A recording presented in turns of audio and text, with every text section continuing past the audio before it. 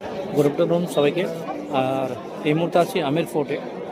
আমির fort পেছনের অংশটা কিন্তু একটা ভ্যালি, তো অনেক লম্বা হিস্ট্রি আছে এর। আর এই ফোর্টের সাথে কলোনাইজ ইন্ডিয়া মানে মুঘল এম্পায়ারদের সাথে যে লড়াই হয়েছিল রাজপুতদের বা মারওয়ারদের, তার একটা বড় স্মৃতি হিসাবে রয়ে গেছে এই আজমের ফোর্ট। আর এর পেছনে যে অংশটা আছে, যেটা তোমরা দেখতে পাচ্ছ কিনা জানি না, এখানে অনেক পুরনো হাভেলি এখনও আছে। আর পুরোটাই আরাবত পর্বতমালার মধ্যে বিস্তৃত, যেটা এদের জীবনের সাথে অঙ্গাঙ্গিভাবে জড়িত আছে।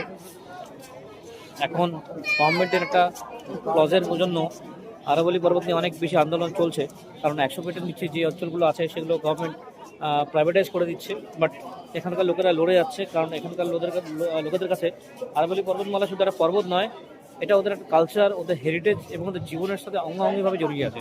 তাই ওরা কোনোভাবেই এর সাথে আপোষ করতে রাজি নয়।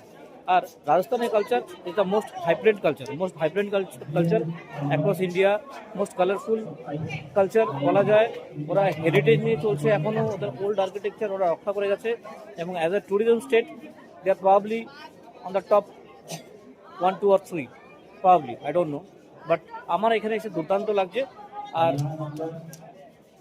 এই ফোর্টটা, যে ফোর্টে আছি, এই ফোর্টের টিকিট জাস্ট কেটে নিলাম, এখন ভেতরে ঢুকছি, আর তারপরে আবার দেখাচ্ছি কি আছে না আছে।